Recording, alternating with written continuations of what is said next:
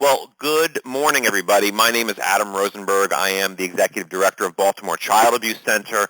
It is a pleasure that many of you have joined us this morning to hear how we're doing and talk about the direction we're going in. Thank you for signing on. Over the next half hour or so, and if you need to leave early, the presentation will be made available as a podcast on our website at baltimorechildabusecenter.org. We'll be talking about some of the trends that BCAC is facing and some of the directions we're going in. I have a different sort of presentation this morning to talk a little bit about the ACEs work, the ACE study, and how it's beginning to impact our work as a center there. And in advance, you have to forgive me for speaking perhaps a little fast. It's the Jersey boy in me, but I've got a lot that we want to cover, and let's get started. Briefly, as a financial summary, through the end of October 30th, 2014, that's the end of our first quarter, we have a forecasted budget this year of $2.1 million, and through the end of October 30, our revenue projections are very good. We are already 28% to goal, which is an increase of $39,000 from last year, and we have a substantial amount of commitments as well. For the most part, with our commitments and our revenue that's already been received, we are close to 70% to goal, which is really a very satisfying position to be in this many months into the year. We've also raised money. We're doing a great job raising money for our annual fund. Our Director of Development, Jenny Trust, does a magnificent job, and we've raised 13% from last year. Our expenses are trending as expected. We increased our headcount a little bit. We had received some grants to do some innovative video projects that I will send a link out on later. And as a result, then, our expenses are a little bit higher than we had thought. But we knew that and budgeted that, and so we're about 27% to goal as well with our expenses. As a footnote on our financial summary, we are in the midst of our end-of-year campaign with a goal of $25,000. You can certainly help us reach that, as the individual donor contributions are certainly the most reliable way to help us reach our goal, as many other fundings are always in flux. And a note on that, obviously with Election Day having passed here in Maryland, we certainly expect some degree of volatility in the future, particularly as it comes to some of our government funding. We don't get a lot of our funds from government. Approximately 20 to 25% of our $2 million budget comes from a variety of governmental sources. And with the new administration, I imagine they will be taking a different look at how we're funded and what funding is available for programs like ours and others. It is our goal, however, to be able to make the case to an increasingly Republican administration that we do provide a very fiscally conservative and fiscally beneficial model there. Our work, as many of my CAC colleagues understand and know, saves $1,000 per child per investigation there. And when we're looking at saving money across the state, a state that has approximately $1 billion deficit to have to deal with, every savings is critical there. And we'll be making the argument that it is worth to invest in our child advocacy center, as all child advocacy centers across the state can make that same argument that we help save money. Moving along, let me tell you a little bit about the ACE study there. And the ACE study, if some of you may be familiar with it, this is a very quick crash course in it, but it is the largest, most important public health study that you've never heard of. It is something that was authored by Dr. Robert Anda and Dr. Vincent Folletti, and the Center for Disease Control has done some really groundbreaking work with this study here that has shaped much of what we're doing as an organization there. You can learn more at the two links on the screen now. ACE stands for Adverse Childhood Experiences, and it encompasses a wider variety of bad things that happen to kids than just sexual abuse. Interestingly, the ACE study was initiated in 1995 as an obesity study. Dr. Anda out in San Diego with a relatively middle-class white population there was undertaking the study there and found that a majority of his participants were also victims of sexual child abuse. Since then, with the support of Kaiser Permanente and the Centers for Disease Control, they initially studied 17,000 people there, and it's been studied since in 22 states. Maryland is the latest state to take on the ACE study as an indicator of well-being for its children there. It is one of the most studied things that have been to date. If you're trying to reach the screen share, I have to apologize. We reached our limit of people who are screen sharing there, which is a good thing, I guess, and we'll open it up more for next time. But it's good to know that for next time I guess we have to increase our membership of Join Me to be able to increase some more people there. But it's good that people want to follow along. My slide, here we go. ACE has interestingly uncovered a critical link that existed between childhood maltreatment and experiences that bad things that happen to kids in childhood, and ultimately their later life health outcomes and well-being. There was a direct causal relationship between the two there.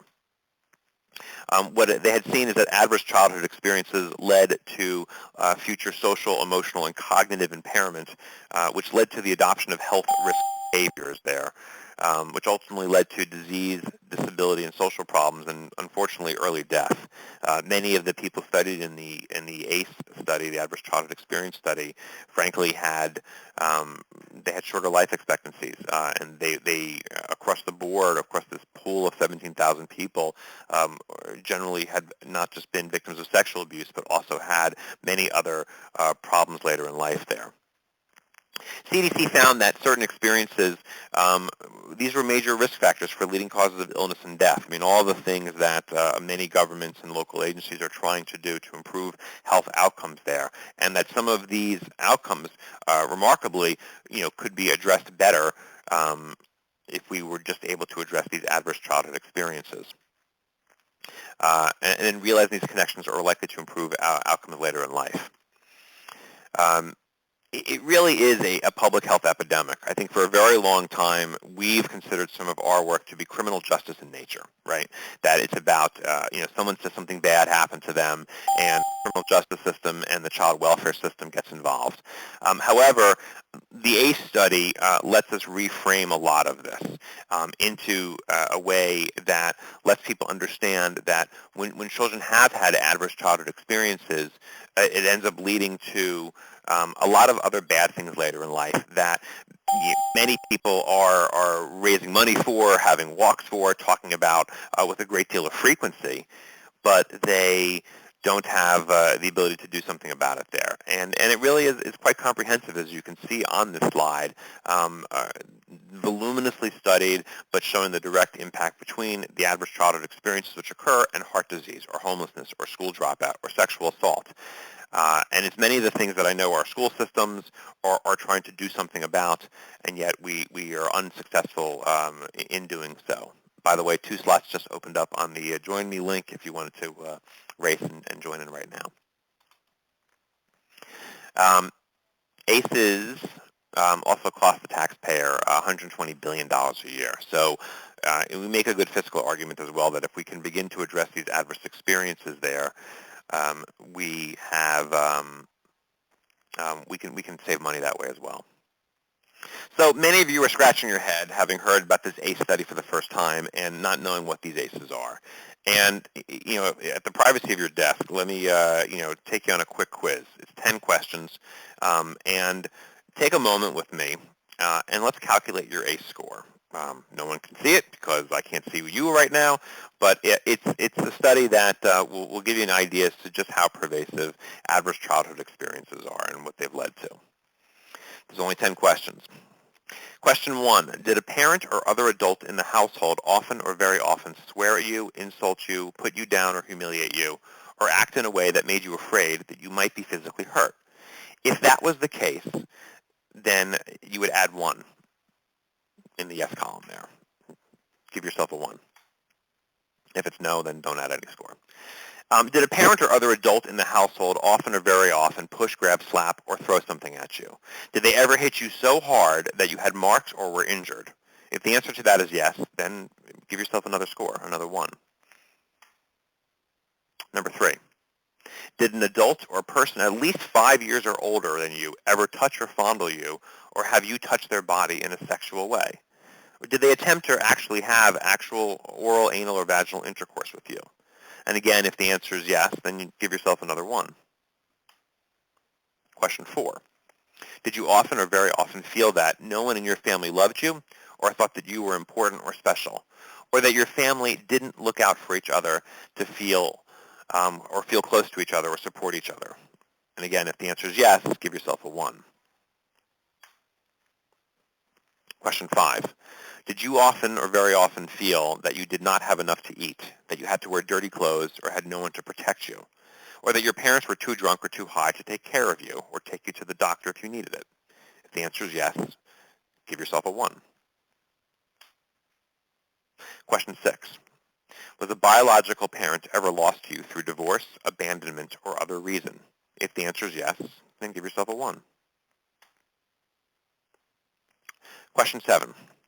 Was your mother or stepmother often or very often pushed, grabbed, slapped, or had something thrown at her? Or sometimes often or very often kicked, bitten, hit with a fist, or hit with something hard? Or ever repeatedly hit over at least a few minutes or threatened with a gun or a knife? The original ACE study said mother or stepfather. I would say for purposes of this, you are welcome to also make it a father as well. These are questions that are 20 years old. If the answer is yes, give yourself a 1. Question 8. Did you live with anyone who was a problem drinker or an alcoholic or used street drugs? If the answer is yes, give yourself a 1. Question 9. Was a household member depressed or mentally ill? Or did a household member attempt suicide? If the answer is yes, give yourself a 1. And finally, question 10. Did a household member go to prison? If the answer is yes, then give yourself a 1 as well. Those are the 10 questions in the ACE study. Add up all your yes answers. This is your ACE score. And did you have numbers? And frankly, many people do. You're not alone in this here. The reality is that ACE research showed that childhood trauma was in fact very common. Even with employed, white, middle-class, college-educated people with great health insurance, these are the people in San Diego in 1995, they all had ACE scores there. And they found that there were these direct links between childhood trauma and the adult onset of chronic disease, depression, suicide, being violent, being victims of violence, domestic violence, sexual assault. More types of trauma increased that risk of health and social emotional problems. Interestingly, too, 2 points, is that of these ACE scores, the first 5 were things that happened to the child, sexual assault, neglect. The other 5 were environmental factors happening around the child, things that certainly the child was present for, but they were not a direct victim of, but they were witness to mental illness, witness to alcohol, witness to parents being calm. It's very possible, obviously, that many of us happen to have these scores there. The other thing of note, which I think is worth for future discussion, is maybe it's time to have an urban ACE assessment, because I think there are other adverse childhood experiences which are occurring out in our cities. And that is not to make a distinction between the urban experience or the rural experience per se, but that there's a great deal of new research that we're finding there that may give rise to additional questions. People also usually experience more than one type of trauma. Rarely was it just sexual abuse or just verbal abuse. Odds are if one thing happened, other things started to happen as well. ACEs were abundant. In fact, it was interesting that 2/3 of the study, people had one or more ACEs there. A lot of people had ACEs. And ACE started occurring in groups, so that 87% of people had at least one other ACE. So when one adverse childhood experience happened to them, odds were that other things were going to happen as well. They started to cluster together there. Astonishingly, 50% of them had 3 or more ACEs there. This becomes a very interesting indicator as to the future health outcomes of children, frankly. ACEs were triggering chronic depression. We found that, and you can see on the chart here, the number, especially among women, goes up precipitously upon when you have 3 and 4 ACEs there. That 58% of women with 4 ACEs had a history of chronic depression. It was also triggering suicides. People with 4 or more ACEs, 20% of them had attempted suicide there. The impact of their adverse experiences led to some of the things later in life. Some people, as many of you may be saying around right now, that this begins to explain who you are in some ways and how you've gotten to where you are today. ACE also increases the incidence of rape. Just look how this number goes up when you start to get 2, 3, and 4 ACEs there. People with 3 ACEs, 18% of them have been victims of rape. And that also relates to domestic violence. Interestingly, at being a risk of domestic violence, but also being a risk of perpetuating domestic violence.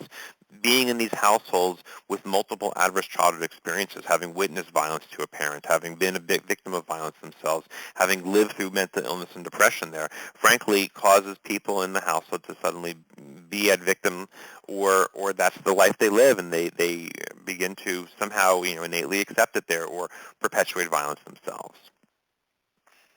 It goes back to these adverse childhood experiences, which leads to these outcomes later in life. And I think that when we've started to study the system and begin to get an appreciation of the adverse childhood experiences study, and certainly by no means is this meant to say that's the whole study.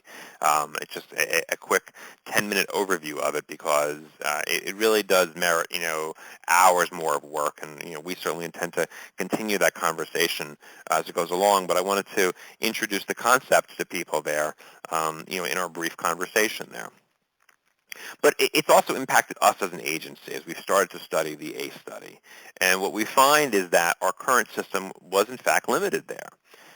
This slide that I'm looking at now, and forgive me, I don't have page numbers on my slides, but was indicating that child victims of abuse were getting one sort of response. So our kids who we were seeing at our center here, really our sexual abuse victims, were receiving our Cadillac of approaches, brand A, that had a 24-hour availability of a forensic interview, a high-quality medical examination, mental health referrals, crisis counseling. All of the things that many of us do as child advocacy centers, and many of the things that we have honed and perfected over the years. But what we found, frustratingly and perhaps even depressingly, was that other child victims weren't getting this service simply because of the type of victimization that had occurred to them. So if a child had witnessed a homicide, if a child had been a victim of physical abuse, if a child had been a witness to abuse, then they were getting a different response, and we didn't think that was right. Children who were living in domestic violence households, frankly, the system was designed to focus on the domestic violence situation between the adults, right? Between mother and father, between the intimate partners there, and the children, if there was a program available, didn't really have a lot of resources. There may be some kid programs, but no one was really focusing on the impact of the kids. We saw that as a failure of the system.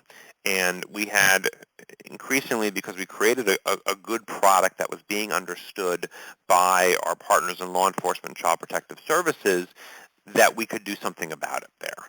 And that we could, in fact, use the same model. A good interview of a child is a good interview of a child. A good risk assessment is a good risk assessment there. And just because the child had been a victim of one crime versus another, they shouldn't have been excluded from a better system approach. And as a result, it's begun to reshape our philosophy there.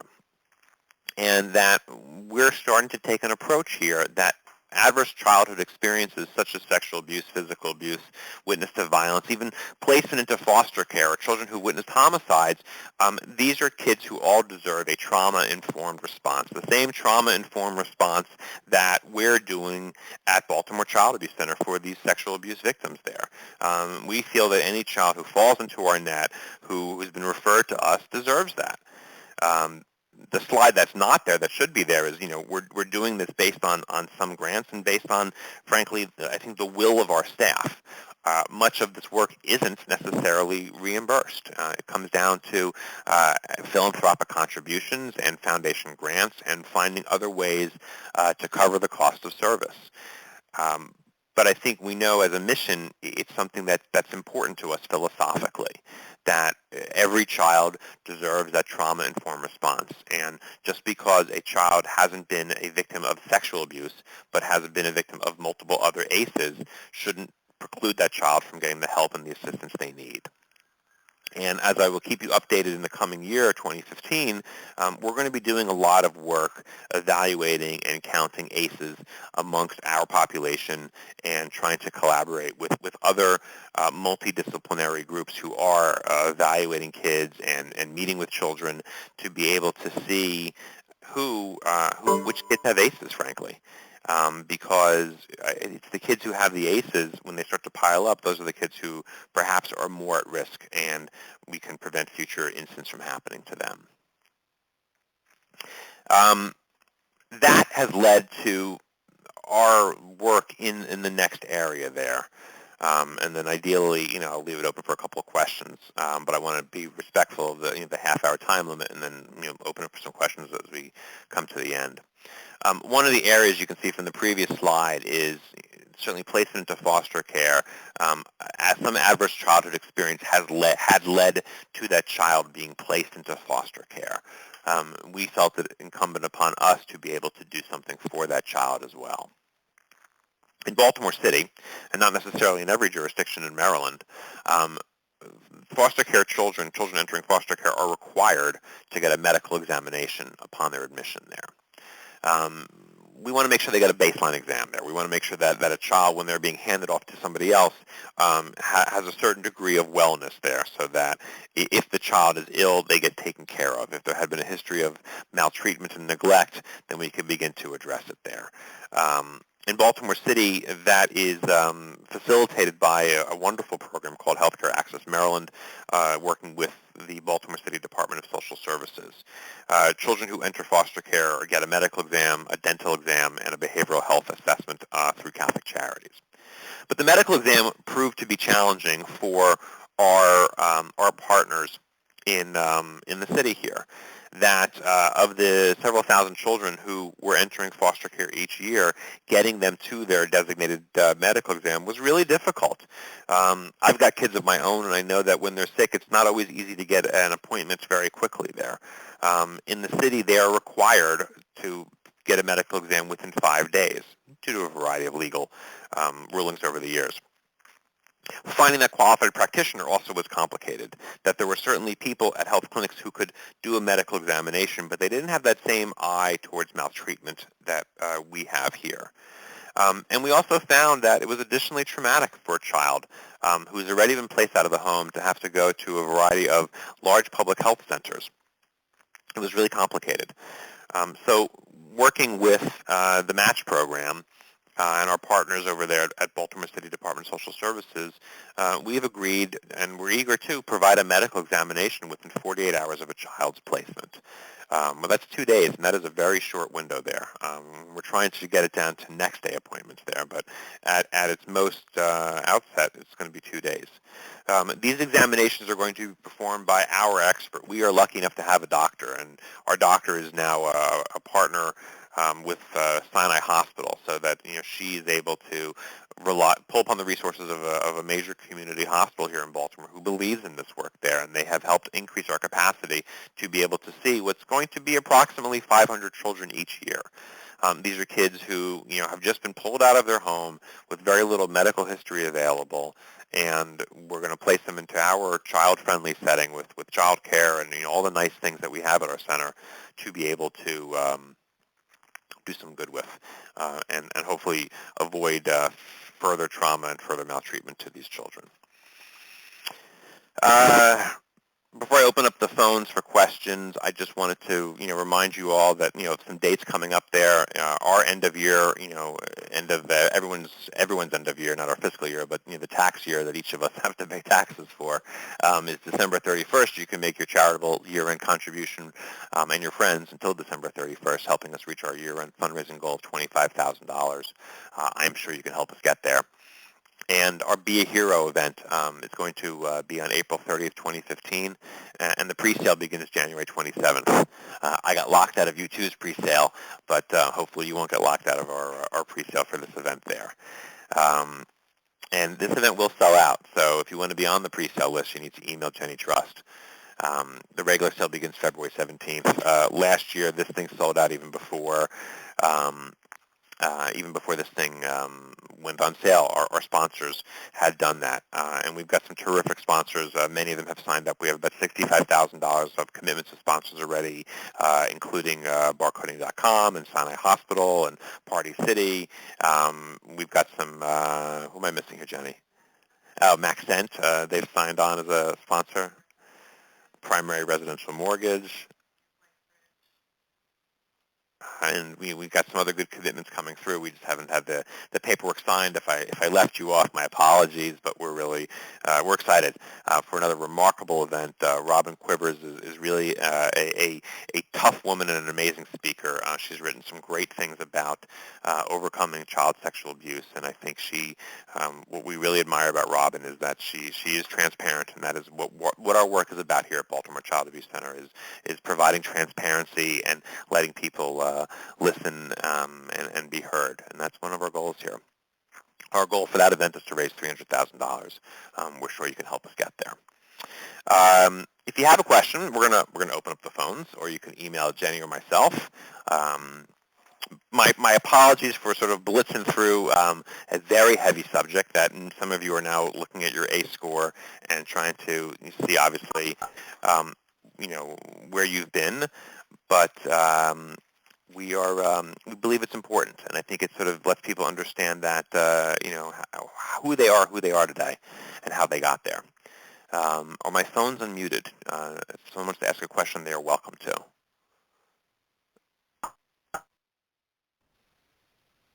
All callers are unmuted, so if you have a question, just jump in. And if you don't have a question, thanks for joining us today. Please, give us some feedback on this. We did something a little bit different today with our stakeholder call to try and give a very high-level, quick briefing on the ACE study. But I think it's something that will be impacting our work for many, many years to come. So we will continue to keep you posted on that there. If you have a question, feel free to just shout it out now. Your phone is unmuted, or I think they're unmuted. At least the conference call system tells me it is. Well, and if you don't, then feel free to give me a call or give Jenny a call later on. Again, thanks for spending a half hour with us. We really this work is only possible because of the very important stakeholders like yourselves, people who invest in us, who partner with us, who challenge us to do better each and every day. We have a remarkable staff that without them we wouldn't be able to